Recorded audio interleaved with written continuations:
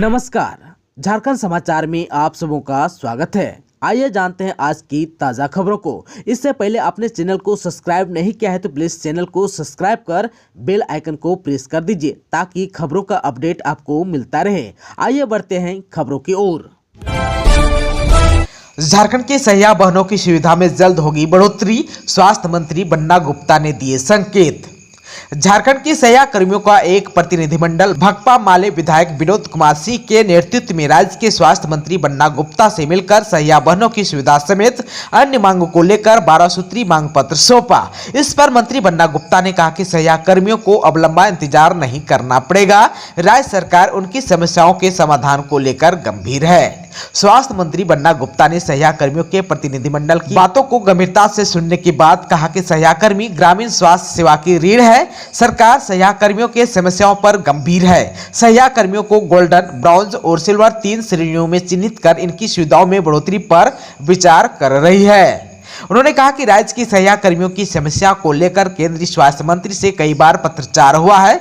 कहा कि हम अपनी ओर से दूसरे राज्यों में सहिया कर्मियों को दिए जाने वाली सुविधाओं की जानकारी प्राप्त कर झारखंड के सहिया बहनों को भी इसका लाभ दिलाया जाएगा। इसके लिए सहिया कर्मियों को लंबे समय का इंतजार नहीं करना पड़ेगा। इधर जो है वार्ता के दौरान सहिया संघ के सचिव संजू मिश्रा ने कहा कि सहिया बहन कोविड काल के दौरान जान जोखिम में डालकर काम की है। इसके बावजूद न तो मानदेय में बढ़ोतरी हुई और न ही बीमा राशि का लाभ मिला है। महंगाई बढ़ी है, इससे सहिया दीदी को अपना घर भी चलाना मुश्किल हो गया। वहीं सहिया कर्मियों की सेवा अस्थायी करने की दिशा में सरकार पहल करे। इस पर स्वास्थ्य मंत्री बन्ना गुप्ता ने कहा कि दीपावली के बाद जल्द ही बैठक कर इस दिशा में ठोस पहल किया जाएगा। अब लाभ के लिए सहिया दीदी को लंबे समय का इंतजार नहीं करना पड़ेगा।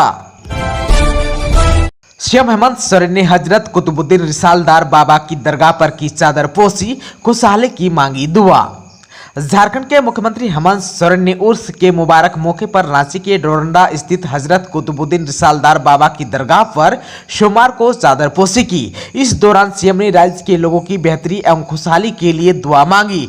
उन्होंने कहा कि ये दरगाह सामाजिक सौहार्द की प्रतीक है। हम सभी एक दूसरे का सम्मान करें, मिलजुल कर राज्य के सर्वांगीण विकास में अपना योगदान देते रहें और प्रगति के पथ पर यूं ही आगे बढ़ते रहें।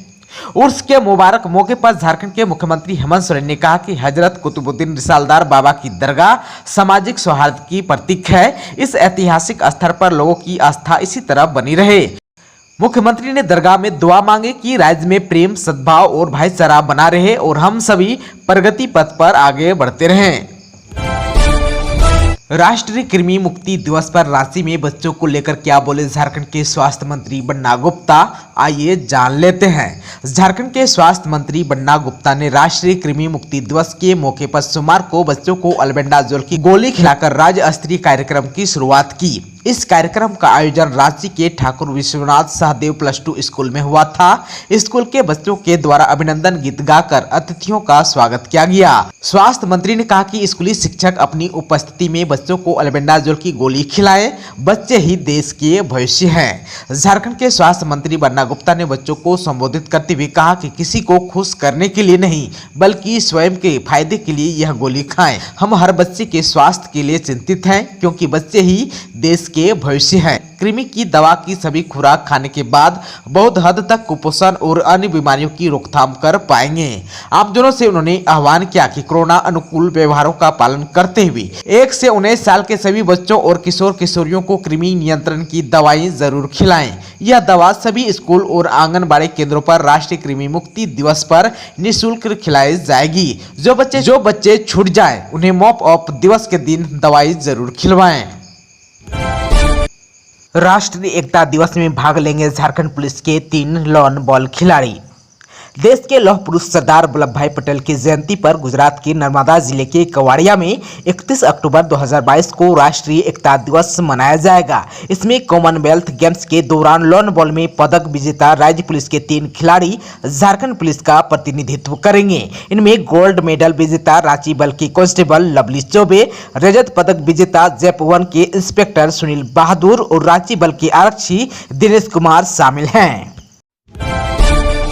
रांची में हॉकी खिलाड़ी सलीमा टेटी ओरने की प्रधान सम्मानित।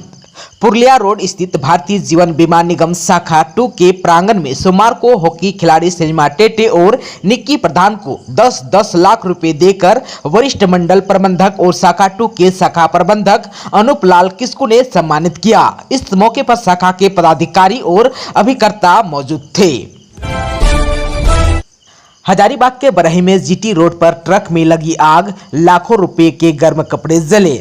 हजारीबाग जिले के बरही में जीटी रोड पर धमना मोड़ स्थित कपड़ा लदे एक ट्रक में आग लग गई, जिसमें लाखों रुपए के कपड़े जल गए। यह कपड़ा लुधियाना से रांची लाया जा रहा था। घटना के संबंध में ट्रक ड्राइवर गगनदीप संगेल ने बताया कि रविवार की रात ट्रक को राजू लाइन होटल के पास खड़ा किया था।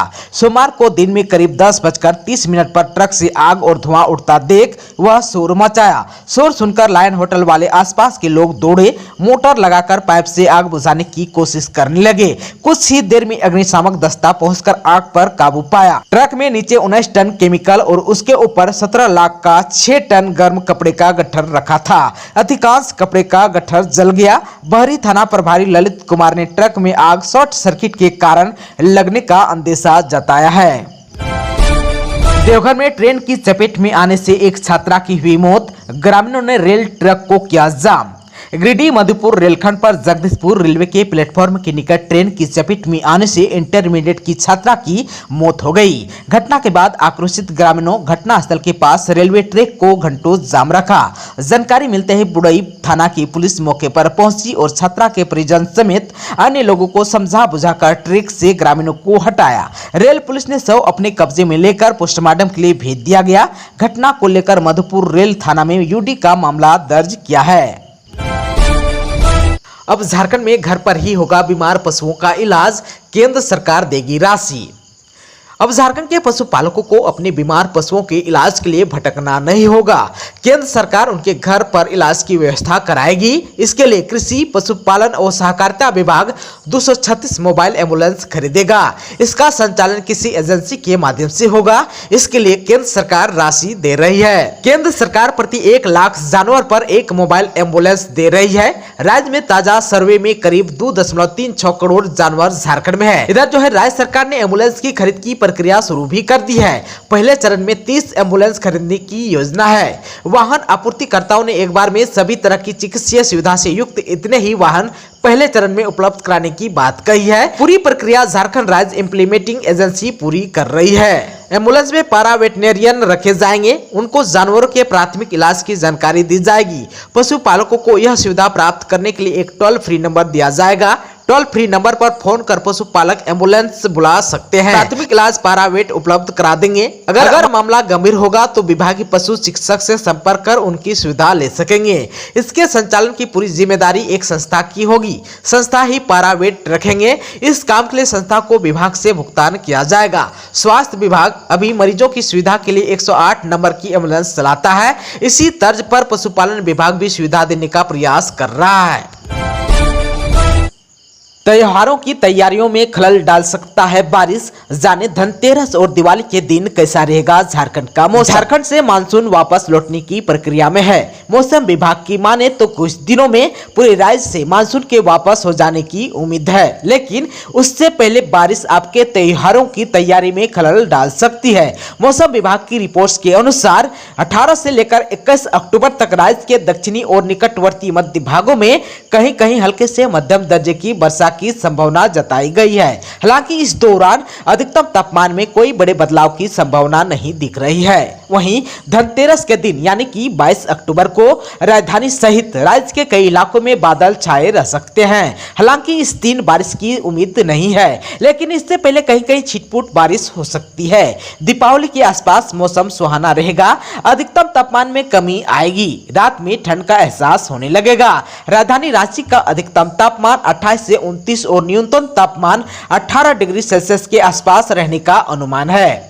आप सबको बता दूं कि बीते 24 घंटे में झारखंड में कहीं कहीं पर हल्के से मध्यम दर्जे की वर्षा हुई। इस दौरान सबसे अधिक बारिश गुमला के रायडी में 40 मिलीमीटर हुई है। वहीं सबसे अधिक तापमान 33.4 डिग्री सेल्सियस चाईबासा जिला और सबसे कम 20.7 डिग्री सेल्सियस गुमला में दर्ज किया गया। वहीं राजधानी रांची का अधिकतम तापमान 29.6 डिग्री सेल्सियस दर्ज किया गया। आप सबको बता दो कि झारखंड में इस महीना यानी कि अक्टूबर माह में 27.7 मिलीमीटर बारिश हुई है। सबसे अधिक वर्षा पूर्वी सिंहभूम जिले में 152.3 मिलीमीटर देखने को मिला, जो सामान्य से अधिक है।